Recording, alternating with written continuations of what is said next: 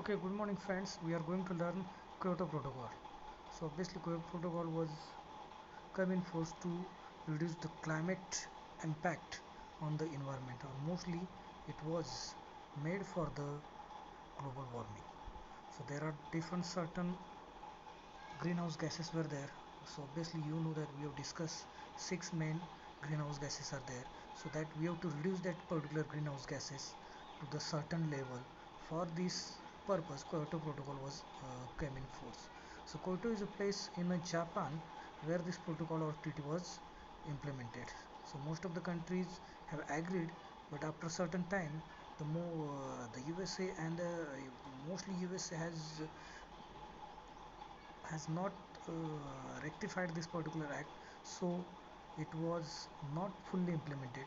But the Kyoto Protocol was most important, or it will be it has the beginning for the mitigation for the climate change.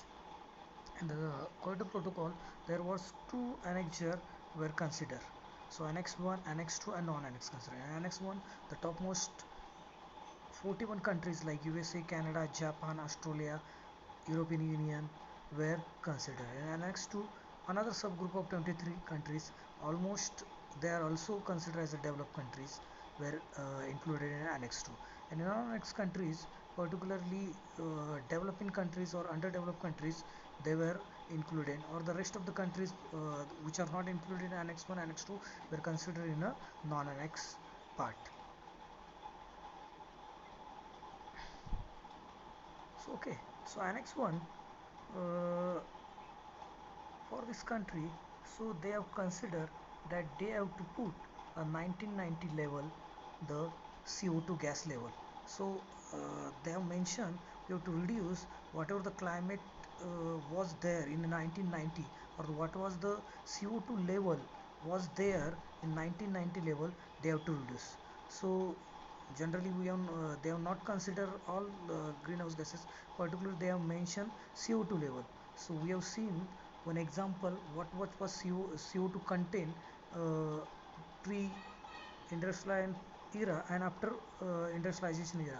So after each century or each decade also they have mentioned the CO2 level. CO2 level was increased last century and this century also, and in the certain decades also. So there was a certain increment was observed in the CO2 level. So in a Kyoto Protocol they have mentioned that we have to keep the CO2 level up to 1990 level for the Annex 1. So generally they have said 5.2 reduction were expected for the Annex 1 countries. Okay, so there was a certain conference of party, conference of management party, or other treaty was evolved on each year. They have viewed the particular climate change or the impact of this particular CO2 gas, how much it is reduced. Now in our next two countries, it is also just I have mentioned there are 23 countries, so same expectation was followed for this also for our next two countries. Now there was a bigger change for the non-annex countries. So non-annex countries, they have particularly mentioned that particular Annex 1 or Annex 2 countries required to give a certain finance for the reduction of CO2 gas, or certain mechanism, certain technology they have to transfer, then only they have to reduce this particular CO2 gas or greenhouse gases for a certain level up to 1990.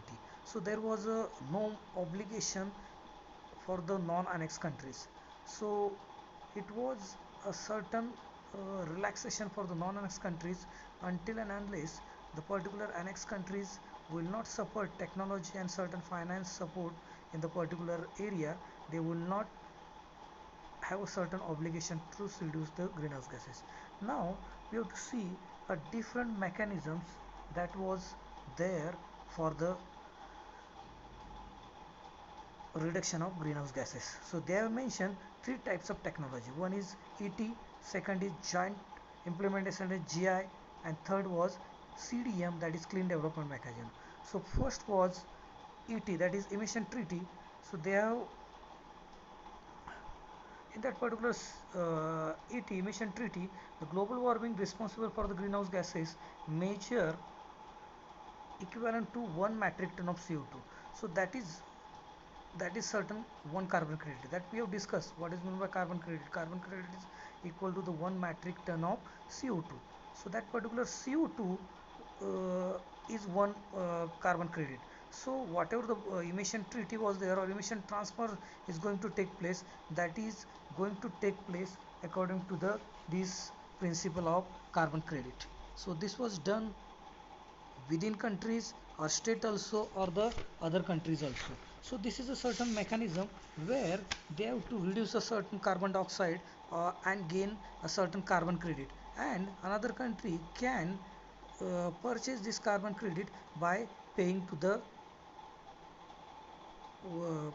country who have gained the particular carbon credit. So there was a certain business of the carbon credit or the CO2 emission. Obviously, certain country has a technology or certain country has a large number of CO2 emission, so they can. So there is not possibility to reduce the CO2 gas because of the technology or the certain other factors, and because of that particular factor, it is not possible to reduce the CO2 gas after a certain level. So they can buy this kind of CO2 emission in the in format of carbon credit. So there was a certain mechanism of CO2 transfer in the form of carbon credit taken place in the ET. So now second technology or second factor they have considered was GI, that is joint implementation. So now this joint implementation uh, where one country or the one particular annex country can invest in another country and can gain the carbon credit. So there was investment factor was there. So a certain country want to reduce the CO2 gas, they can invest a certain technology or certain factory also in the other countries. So because of this particular factor that to reduce the CO2 gas in one country required a large number of money, so it was not possible to reduce this kind of expenditure in one country, so they can invest in another country and they can stabilize this carbon dioxide or carbon. So in this particular joint implementation, the foreign country can invest in a non-annexed country by using this technology or the developed technology, and obviously they can reduce this particular CO2 gas. So they require to transfer the technology, machines or certain R&D technology to the non-annexed countries. Now third was clean deployment mechanism, that is CDM. CDM in the CDM,